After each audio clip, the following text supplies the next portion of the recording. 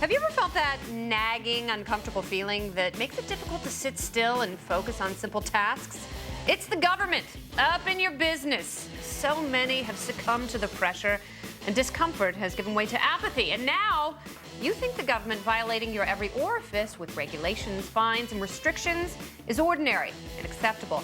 Step one, it's admitting there is a problem, and government just shouldn't be up in your business, especially when you're trying to run a business. You deserve a better life. We'll show you the casualties of apathy, from crusades against food trucks to the war on kids. It's up there, and it's spreading. Hold on, because we're going in. This is The Independence.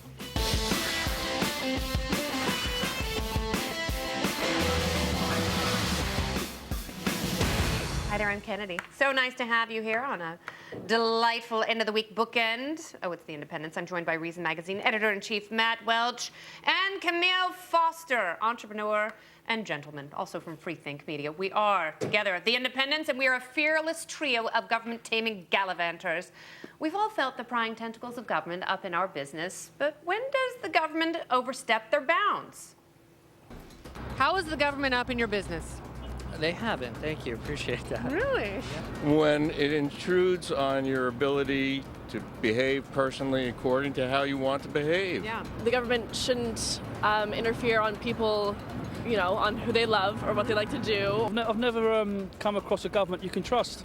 Oh. Any of them. Any, don't matter. English, American. Yeah. Can't trust any of them. Whatever they say, Can't they trust- don't do. Yeah, can't trust none of them. Or when it takes away your freedoms, when it tells you what to read, what to eat, what to drink. I don't really think that they're up in my business. I got my own business to deal with before I have to deal with the government. How is the government up in my business? Well, since I own money. Yes. Regulation goes too far when they start to monitor the telephone lines and your privacy is invaded. When does it go too far? Whenever they stop being libertarians. That's right. That's absolutely right. All right. Well, good folks out there. Very smart. How does every business start? Well, pretty much with a good idea meant to solve a common problem or fill an empty void. And that's what one couple in D.C. did when they decided to capitalize on people's love of segways with a natural curiosity about the sites and monuments in our nation's capital. Take a look. So here we are at the National Archives, where we have the Declaration of Independence, the Bill of Rights, and the Constitution protecting our rights as people of the United States. And by telling you that right now, I am actually breaking the law. It's illegal because the District of Columbia have a regulation requiring us to have a tour operator's license. But tour guides just tell stories for a living. And in America, you're not supposed to need the government's permission to speak. That's absolutely true. It's right up there. It's the numero uno amendmente. All right. Well, Tanya Edwards and Bill Main, they're just trying to run their business, but the government has decided they need a license to talk. They're certainly not hurting anyone. So why is the government up in their business? Let's bring in Jeff Rose. He's a senior attorney for the Institute for Justice. They've decided to go for a ride with Segs in the City. That's the name of the business, as they defend the right of this business to talk and glide with pride. Welcome back, Jeff. Thank you. Thanks for having me. So what kind of a license do you need to roll around with people on segways and talk about monuments in our nation's capital? You need to get a tour guide license, and it's just as simple as that. If you want to talk about the history and culture and politics and even the folklore, where the ghosts are, where the vampires are, who's hiding out, where Elvis is, you need to get yourself a tour guide license. But you guys think that that's protected speech, correct? It is protected speech. Absolutely. And how? Tell me how this case came about. You know, they set up their business. They're rolling around. They're showing people. You know, here's the Capitol. Here's the monuments. Then what happened? Yep. You know, this is classic business. The only thing greater than seeing America is seeing America on a Segway. So they had this great idea. They thought, we're going to roll it out, bring people in. They want to see Leviathan up close. They want to see the IRS building and the Department of Labor and Agriculture and the White House. Maybe even get a whiff of freedom every now and again. But like everybody in America who decides to start a business, they realize that having a good idea and enthusiasm and innovation and passion and a desire to serve their customers isn't enough. You need the government's permission. And here, the crazy thing is, the permission they need to get is just a license to talk. to talk about history, like I was saying. It'd be like taking you guys on the independents and saying, hey, before you want to make fun of the government, you got to get a license from the government. It's ridiculous. Thank God we need a license. We don't need a license. So, but you pointed out that if you took a cab ride around D.C. for $25, you could talk about the Washington Redskins for an hour, and that'd be fine. But all of a sudden, if the cab driver wanted to point out, I don't know, the Lincoln Memorial, he would be in violation of the law. Technically, that's right. And, you know, the First Amendment problem here is that the government is saying you need a license to impart knowledge on a specific topic.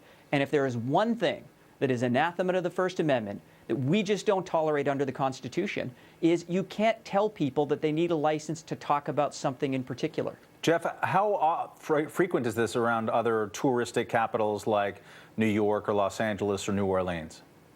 You know, there are a number of cities, big cities that are tourist places in the United States that have these laws. And actually, we have another case going on in New Orleans right now. That case is going to be argued in front of the U.S. Federal Court of Appeals for the Fifth Circuit next week. And the following week, we're actually arguing Tanya and Bill's case in front of the D.C. Circuit Court of Appeals. So we're creating law here, and these cases actually have a pathway to the Supreme Court.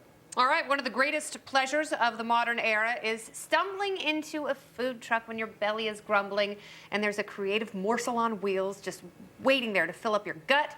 But why have food trucks become a public enemy? The 200-foot rule that's in place right now restricts all food trucks and food operators to park within 200 feet from any brick-and-mortar establishment. We park on the street, but be within 200 feet of a restaurant and receive a $2,000 fine, whereas somebody who parks in front of a fire hydrant pays only $100. To have a GPS tracking device monitor your every whereabouts, I don't see what the need for it is. I think it's wrong. All right, there's a perfect example of filling a need you never knew you had. So, of course, the government has to step in and ruin the fun. Where are the most egregious examples of food truck squashery? Look no further than Chicago. And was it really a group of politically connected restaurant owners that squashed the blooming food truck industry in Chicago? You got it. That was it. And, you know, having a food truck is as American as apple pie, but the problem is if you're selling apple pie from a restaurant, you're going to stop other people from competing with you. And basically what happened is as food trucks began to expand, the restaurants got together, went to the government and said, hey, why don't you pass a law that makes it impossible for these people to compete with us? And the government said, hey, that's a great idea. Why don't we do that? And it's putting people out of business. I mean, one can obviously see why the brick and mortar establishments would be interested in having laws like this enacted and having certification regimes. But one wonders about these food trucks. What is the situation in Chicago? Have matters improved? Are these folks actually able to compete as well? You know, the problem for the food truck people is that what Chicago does is not just regulate for health and safety, which nobody disputes. You can do that. If you want to have basic sanitation rules for food, fine. What they said in Chicago is if you have a food truck, you can't get close to anywhere that sells food. And that's not even just restaurants. That's 7-Elevens, that's like little kiosks, wherever. So the point was, in the main downtown area of Chicago, there is virtually not a square foot where a food truck can legally stop and serve food. And, you know, Jeff, this problem it's happened in New York City, it's happened in Los Angeles, it's happened in Portland, Right. Oregon. Anywhere you have a great, thriving new industry that, God forbid, might be competitive, that's when government comes in and shuts it down. And the bigger problem is it's squashing these basic freedoms, and we are starting to take for granted this government oppression. Do you see it spreading? Is that the mission of IJ, is to stop it from spreading? Exactly. The mission of IJ is to get people to wake up and understand that the new way of doing business in America is actually the old way of doing business. And the old way is to go to the government and get the government to protect you from competition. And what we want to do at IJ is restore the notion of freedom, basic economic liberty, so people like the Schnitzel King can rule proudly over their schnitzel-eating subjects. That's right. And you know what? I deem you the Schnitzel King for the night. Thank you very much, Jeff. You bet. Thank you. Indeed. Well, in just a bit, you'll meet a poker player who lost millions when the government stepped in and stopped his game. We're coming up next. What's the one place we all go and physically feel the government up in our business? The more you fight, the harder they push. And here's a hint. Blue latex gloves. It's the Independent.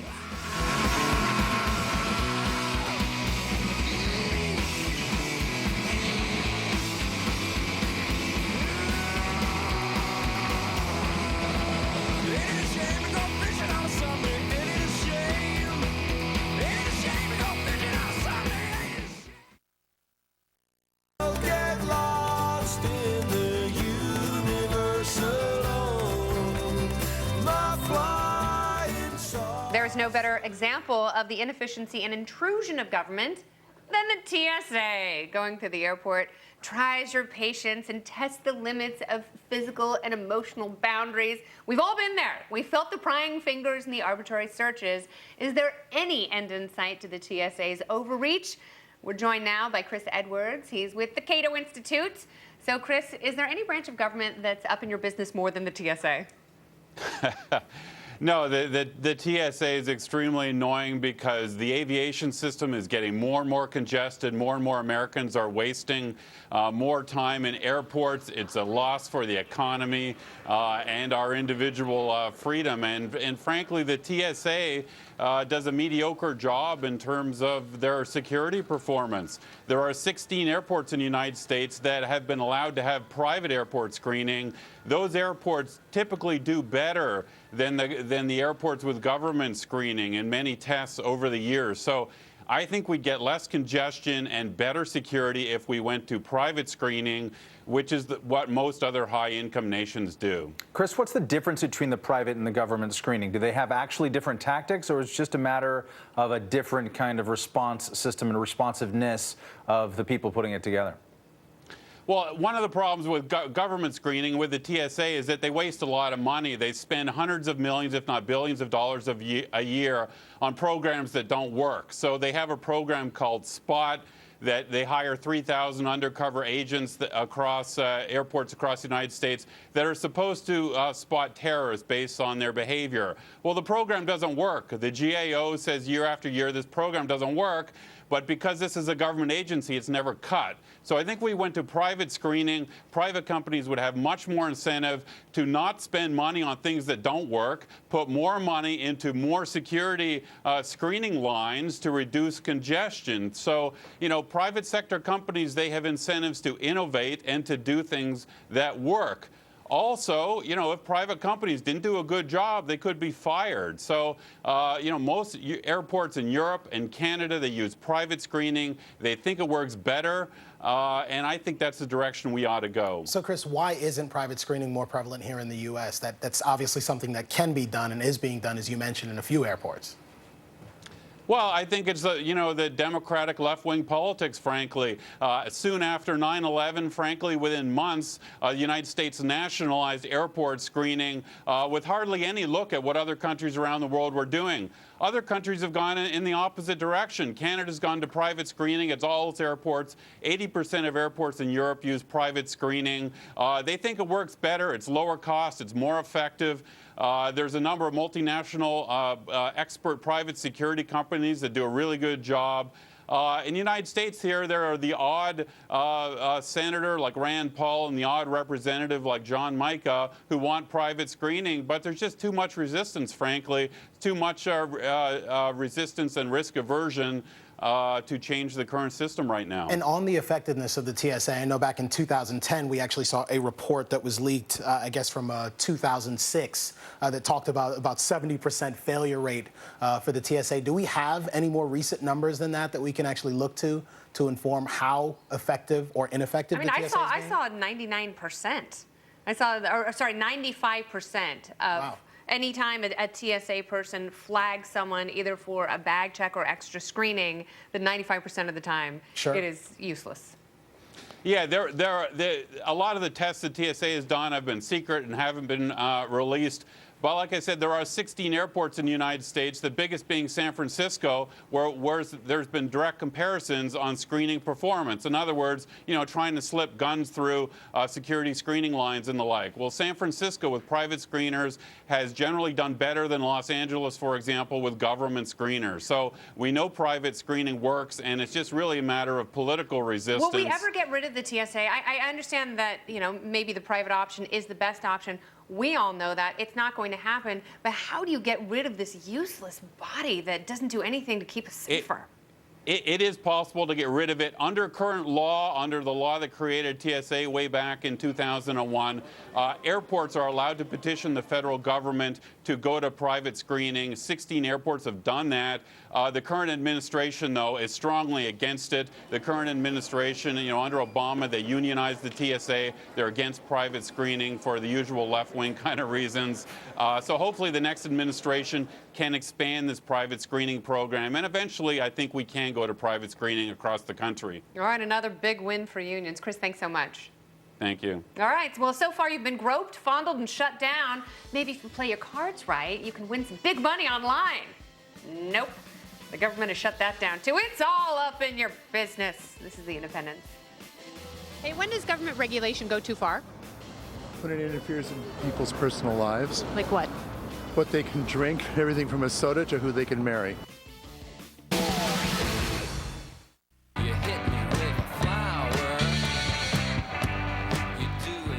Did you know there was a poker boom in the early 90s? Or sorry, the early aughts. And of course, poker, I just met her, okay. From 2003 to 2006, there was serious money to be made online and fun to be had in the booming online poker communities. The bigger the pool of players, the more money you could make in games like No Limits Texas Hold'em. But guess what happened? The government smelled the party and shut it down. Well, let's bring in Dustin Schmidt. He was a professional poker player who profited during the boom. Welcome, Dusty. Hey, thanks for having me on. And are you in beautiful Portlandia? I am. The home of my people. Well, I'm so happy that you're there and talking to us as well. So how did the government get up in your business, Dusty? Well, in 2006, at the 11th hour, Bill Frist introduced to the Safe Port Act, which was a must-pass terrorism bill, legislation called the UIGA, which is the Unlawful Internet Gaming Enforcement Act. And it effectively gave the government the tools to shut down online poker, which they did here in America. They shut down the three biggest companies on tax day, no less, April 15th, 2011. And since then, we've enjoyed a prohibition on online poker. And when you were at your height, when you were playing poker every day, how much were you making on average a month in a good month? Pretty much, without fail, between $50,000 and $150,000 in profit. A month? That's amazing, Dusty. And is that because there were so many people playing poker at the same time? Well, there were. A lot of times there were up to 300,000 people on PokerStars, which was the biggest site and was my former sponsor. And Dusty, do I understand correctly that prior to the passage of this legislation, online poker was kind of open? I guess playing poker in your house, had you organized the game, would have been illegal. But since these companies were stationed outside of the United States, that was okay, or at least people thought that it was okay. Yeah, exactly. It's never been illegal for anybody to play poker, and it still isn't. But it's been illegal for the provider to provide online poker. So you were a professional poker player. You're making upwards of $100,000 a month, and then did that income stream just stop because of this overnight government enforcement? Yeah, it just completely shut down. I mean, there are some smaller sites that are still offering online poker, and it's perfectly legal for us to play on it, and I still do. But the party was kind of over a little bit. Certainly can't make $50,000 to $150,000 a month anymore. I also started a publishing business and published a couple of my own books, and that was a very successful venture. But once what we call Black Friday hit, which is when they shut down the three biggest sites, I pretty much had to shut the doors on my publishing company as well and lay off a couple of my employees. There's a new bill being championed right now by big government toadies, Lindsey Graham and Dianne Feinstein, and also signed on by Mike Lee of Utah, who's usually better on stuff, that would clarify and further ban online gambling. It's backed by Sheldon Adelson, who's big into Republican politics and also owns a lot of properties in Nevada casinos. What's your message to those people who want to ban online gambling full straight out in the United States? Well, online gambling is more of a tricky one for me. I do find it interesting that Sheldon Adelson, is concerned that, well, in the congressional hearing, he kind of held up his cell phone and said, "Do you want every one of these to become a mobile casino?" Yes. While at the same, ding, ding, ding. While at the same time offering that same service himself. Thank you so much for taking the time. Yeah, thank you for having me on. Absolutely, in the world's most livable city. All right, well, everyone likes beer, and there's a cheap and easy way cows can enjoy the safe byproduct of the suds. The government, they'll find a way to shut that down too, if you can believe it. But coming up next, we will challenge your knowledge of dumb laws and overregulation. Do you think you know fiction from silly fact? Test yourself next. When does government regulation go too far? When it tells me how to live my life. I don't want government to tell me how my child should learn about religion, that they're not religious, they shouldn't be taught certain things that my own family doesn't teach a child. So as long as they deal with stuff that the public needs to know about roads, warfare, health insurance, that's perfectly fine. Otherwise, please stay out.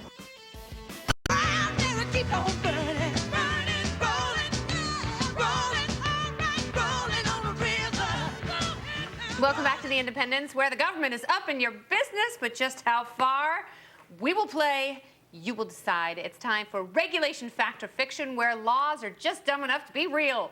Rounding out our panel today, it's a pair of brainy beauties. Benkie is a humanitarian and a conservative deal maker who regularly appears on Fox Business and Fox News. And magnificent Melissa Francis is the host of Money, Melissa Francis. She gave Floyd Mayweather his name. It's on at 2 p.m. Eastern, only on Fox Business Network, giving you the power to prosper. Are you ladies ready to play? Absolutely. And how about the gents? Boom. Yes. Got a Everyone strategy. talk trash ahead of time? I'm in No, it I to just win feel it. muscles, remember? Doing it today. Yeah. Oh My goodness. I'm sorry. What studio have I wandered into? That's right. All right, you ready to play? Let's go. Question number one. You decide if this law is fact or fiction. In Portland, Oregon, you may keep livestock in your yard without a permit if there are a total of 3 or fewer chickens, ducks, doves, pigeons, pygmy goats, or rabbits. 4 or more require a permit. Fact or fiction? Totally fact. You had me in Portland. 100%. You got that right. That is, in fact, a fact. If you have over 4 pygmy goats, it is so And who over. doesn't? Yeah, exactly. Right? Definitely They're Northwest. tiny and hungry. Delightful. It was the specificity of that one that gave it away. Yeah. That's right. Question number 2. In Boston, quote, no person shall place, affix, erect, construct, or maintain a news rack in or on any part of a public way without first obtaining a yearly certificate of compliance from the commissioner. Totally true. Fact or fiction? Wow. It's about revenue. It feels like that. Everyone but Camille has 2. Camille, you have 1. I'm taking a gamble. It's taking a gamble. always going to be contrarian. All right, in Alexandria, Virginia, you are more than welcome to build a tool shed on your property without a permit unless it's more than 150 square feet or in a historical zone or too close to the sidewalk. Fact or fiction? I think that's just, it's puts the ass in asinine, so I like it. That's a fact. Yeah. Matt and Melissa, you are tied for the lead. We've got 3 questions left. This is question number 5. It is illegal to build a spite fence in Stepford, Connecticut, defined as a fence extending more than 6 feet in height in your front yard or 8 feet in height in a backyard. Fact or fiction? Couldn't go fast. Oh, you all got that one wrong. Oh, you Fiction. had me at spite fence. I love that. I want a Stepford is spite the name of fence. the town populated by suburban fembots in the film Stepford Wives. Most U.S. cities do have laws regarding spite fences. Very few cities have fembots so far. Camille wants a spite fence now. I do want And a fembot. Desperate for one. Fembot would be cool. What do the spike fences look like, really? They're very tall. But didn't Robert Frost say good spite fences make good? Okay. I thought he said something about fembots, which should have been more probably interesting. is. That was a limerick. No, that was Nature's first Austin fembot Powers. is gold. That's Austin Her true. Powers. circuit's hard to hold. All right, question number 6. No one shall sell silver, gold, or silver plate mail without first registering with the police in Austin, Texas. Fact or fiction? Well, selling plate mail can be very dangerous. But That is a fact. Matt, you've just jumped into the lead. Congratulations on that. All right. It's like my first fiction. Bad call. Yeah, Bad call. but Dee, you're not far behind. All right, in Sacramento, California, the city may seize property from unwilling sellers for development purposes if they are monetarily compensated and you can convince enough people that building a stadium is a good idea. That's basically true anywhere. yeah. Feels That very is Nancy basically Pelosi. true anywhere, and you are firmly in the lead. Wow. Matt Welch, you've won the game. Is it done? That was It's done? That's it? You guys No want the more? tiebreaker because the 3 of you are essential. Otherwise, I'm never okay. coming back. No, that's important. All right, now the Sacramento City Council approved a measure to use eminent domain for their soccer stand, which I love soccer, but I don't like eminent domain. No, it's just awful. it's a bad thing. Never forgive the Supreme Court for that. All right, this is the tiebreaker question for the three of you. Matt, you can sit comfortably on your gilded throne. That's not fair. You have two. I know what you're going to do. That's true. Yeah, you saw that. That's good, Teeny. That's good. I know what you're doing. All right, That's awesome. Cheater. In Derry, Maine, you may not accept monetary compensation for acting as a clown at a child's birthday party or corporate event without obtaining a clown license. Fact or fiction? Oh my gosh. It's got to be true. No, it's fiction. Derry's the name of a fictitious town set in Stephen King's novel. Darn it. About a ghost clown that lives in the sewer and devours children. That is a very... You did not This have game was rigged. I had Did we all get that wrong? Well, then we need to get that right. Can you keep track? I would have got that wrong, I should tell you, because I had a system to play this game. Oh? And what was it? Everything is true. Every stupid I thing started that way. that you hear that the government does, it's true. You can't believe that it's true that Portland, Oregon would shut down a lemonade stand of a 7-year-old girl and charge her $500 a day. But they did, like 3 years ago, because it's Portland, They Oregon. did that right here in New York, didn't they? They did. They've done it Isn't in that every a state. Stossel thing where it's like, what, you shut her down or something I've tried like to that? sell all sorts of things in Times Square. I just presume that we'll allow it there. clowns are so terrifying that they have probably unionized, in which case they've passed some sort of bizarre legislation that keeps other folks from becoming clowns as well. So, but I was Clowns wrong. are bad in general, so I think They they are should be totally frightening. outlawed. There are They some are clowns frightening. right now who are finding you on Twitter and like, Edie, what? Stop them. That posse clown, what is it, the clown posse? Insane clown posse. Yeah, thank you very much. Insane Juggalos. clown posse. That's Juggalos. definitely. Well, that's okay. Yeah, that's Those totally clowns okay. are okay. That's different. Yeah, that's true. Amateur clown subculture. Benkie? Yeah. All right, well, Melissa and Dee Dee, thank you so much. I'm never Thanks, coming it's back fun. because I lost. This is it. This is You're my like one Chuck appearance. Norris. You're Yeah, coming that's it. back I'm with leaving. vengeance, and I Yeah. know you. I like the No, Cato. I know Forget the it. fire.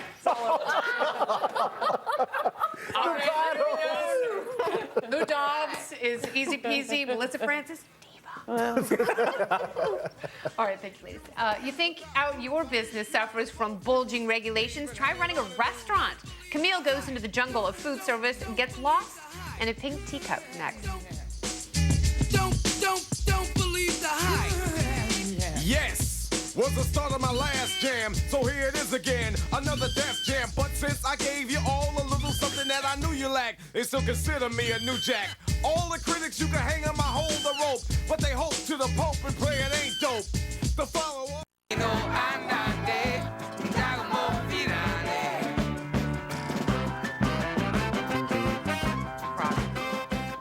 New York is the ultimate food town, right? If you have a successful restaurant here, you can print money.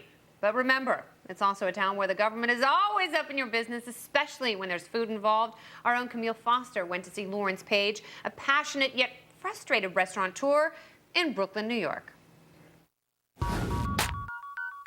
We are here at the historic Pink Teacup. Folks know this brand. Could you talk to me a little bit about how you became acquainted with this brand and the history? It's one of those things where, like, if you grow up with the Pink Teacup eating, you have to have your kids grow up exactly in the Pink Teacup and eating as well. You want to take us inside? Show Yeah, us sure. around, tell us a little more? Yeah, I'll show you guys a little bit about it. Great. Yeah.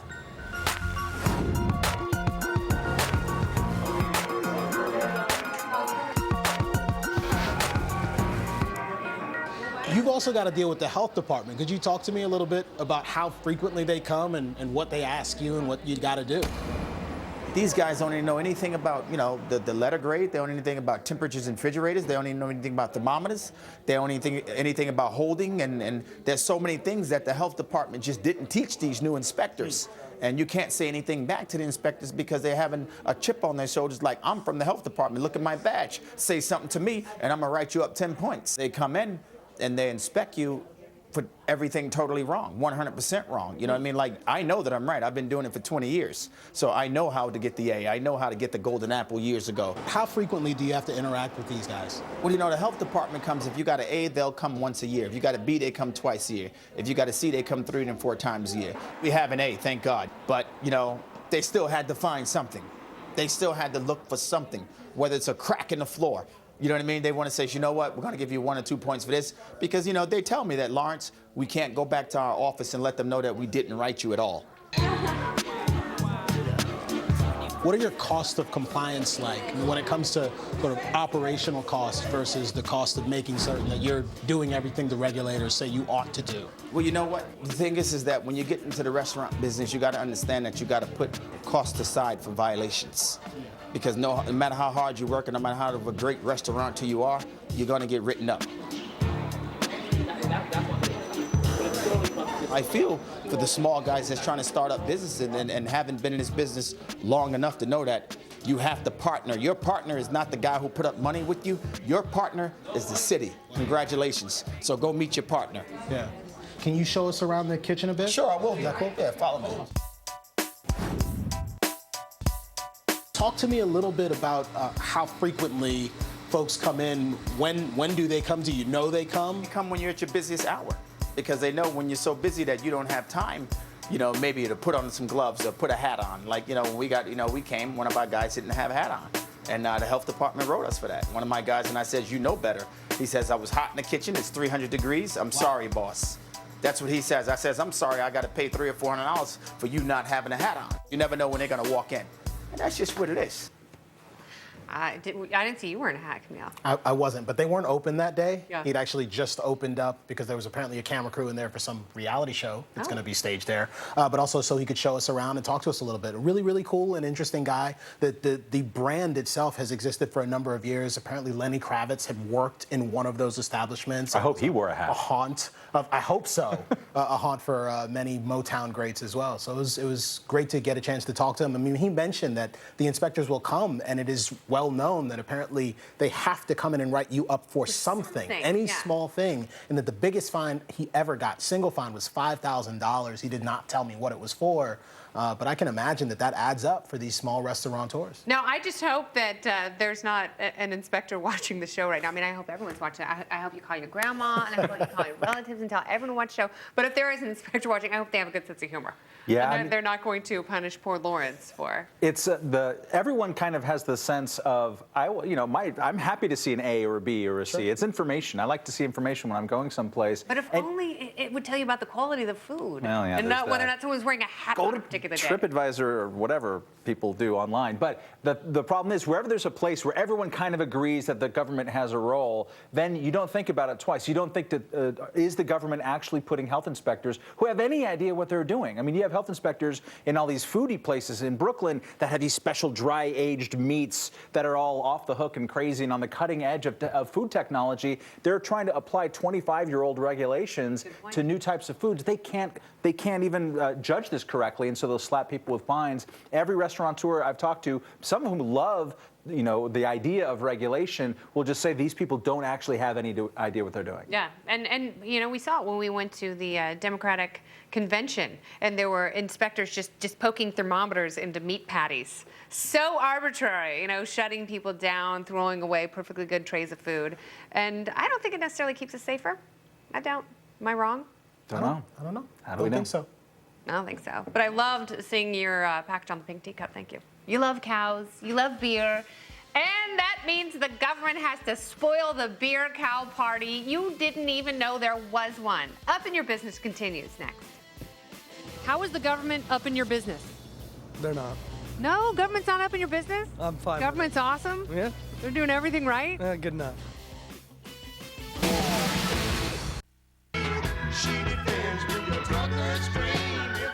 We must always be careful when crafting utopias, but sometimes there exists in nature and business a wonderful symbiosis. Take beer brewing. A gallon of beer makes roughly a pound of spent malted barley husks, and all that spent grain is a cheap and yummy way to feed cows. It's great for brewers. They don't have to throw the stuff away, and farmers get to feed their beasts for almost nothing. But the government has decided cows munching on beer scraps somehow poses a risk to food safety. How now, brown cow?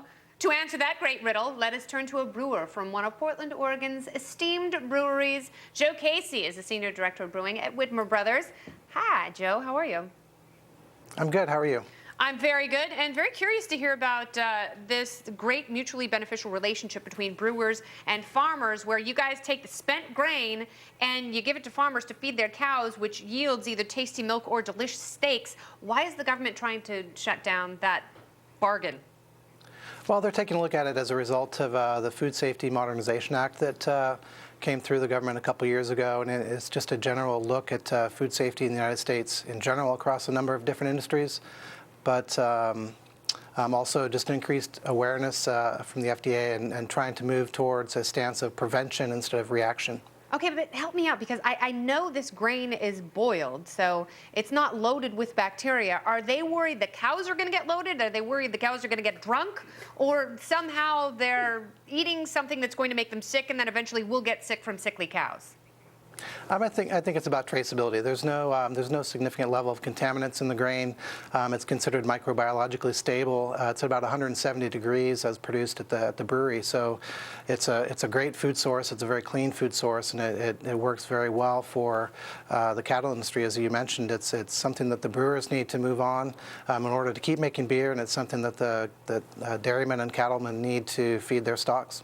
So it's good for the cattlemen, it's good for the brewers, and I imagine that most of these cattlemen are not these unscrupulous business people who want to drive their business out of business, essentially, by selling them something, by purchasing something and feeding it to their cows, and it kills them, makes them sick, and undermines their business. What is the motivation for getting involved here? Am I missing something? No, again, I think it's just part of their focus on prevention instead of reaction. There's, whatever the food stuff is, they're looking more closely at that. The relationship between brewers and local dairymen and cattlemen has been in place for thousands and thousands of years, and there's no recorded incidents of any kind of sickness or anything associated with the way that spent grains are handled. These days there's more fermentation industries than just beer. There's fuel ethanol and other things like that, and sometimes those grains are handled a little bit differently, and so we may need to separate those things out and regulate them slightly differently. So how would this change the way that you currently handle your grains? What would it do to your bottom line? What would you have to do differently if these proposals went into effect? The main proposal is that the grains would have to be dried and sold in some sort of prepackaged form or sealed container, and that would essentially shut down a large number of breweries. For very large breweries here in the United States, for single-site operations, you're looking at tens of millions of dollars for compliance.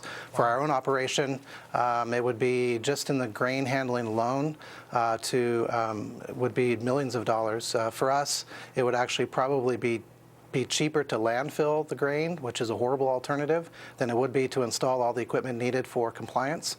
But again, just to landfill the grain, that's for our brewery, that's about 17 million pounds of grain going to the landfill per year. Yes, and then, by the way, the cattlemen, they have to grow the extra grain, or at least turn to someone who's going to grow extra grain. And they're going to have to purchase it at a much higher price, and that is going to drive up not only the cost of beer, but the cost of milk and beef. Absolutely, yeah. All of those commodities are going to go up in price, and it's also something to note that this issue would hit American breweries and American industries more specifically than imports, because the imports wouldn't be subject to the same regulation. So and that is not right. And this is a American sacred beer goes industry, up. especially in Portland, Oregon. Joe, thank you very much. Sure, thank you. Breastfeeding moms, lemonade sellers, and tiny people with big ideas getting shut down. It's a crackdown on the kids. This is The Independent.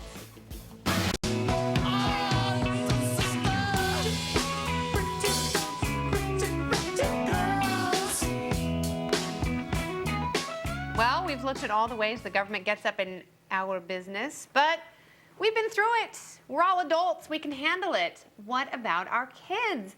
The government has declared war on the littlest ones. For example, an 11-year-old girl in my hometown of Portland, Oregon. There's so much Portland in the show tonight. I love it. She wanted to sell wrapped bunches of mistletoe at Christmas to pay for her braces, but local officials shut down her entrepreneurial spirit and told her to go beg for money instead inside the park. She told a reporter she didn't want to ask for donations. She wanted to work to make her teeth straight, and she got so much attention, her business flourished, and she was able to employ people and buy her friend a set of braces as well. Isn't that awesome?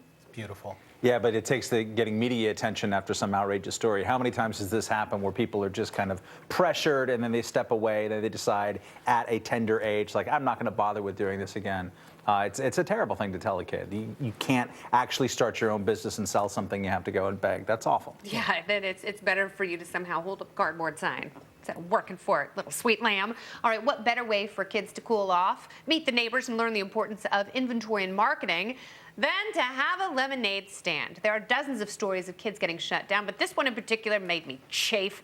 A county inspector in Maryland fined some parents $500 because their kids didn't have a vendor license for their lemonade stand. The fine was eventually waived, but the kids had to move off the main drag, where there were more customers, of course, and it seems like regulators were just mad because the kids happened to be the spawn of rich people, and they were selling bottled lemonade under a big fat tent. And oh God, why shut down the kids? There's so many lemonade stands. I mean, you have a child. Have you ever had a lemonade stand? No, we haven't yet, but it's a matter of time before we roll the dice with the local law enforcement. The thing is, whenever you see these kind of outrage stories, because they're perennial, and see what people write about it on Facebook, which is obviously scientific, the justifications for it is the scariest thing that you'll read. You'll have friends who say, well, you just don't know what's in that lemonade. What's going to happen? You know, people might get poisoned. Yeah, they could. Like, we need an orderly that sugar, water, and lemon juice. There's just a way that we have to create a system out there. Yeah. People cannot imagine that there's a peaceable transaction between two human beings that doesn't have the government involved.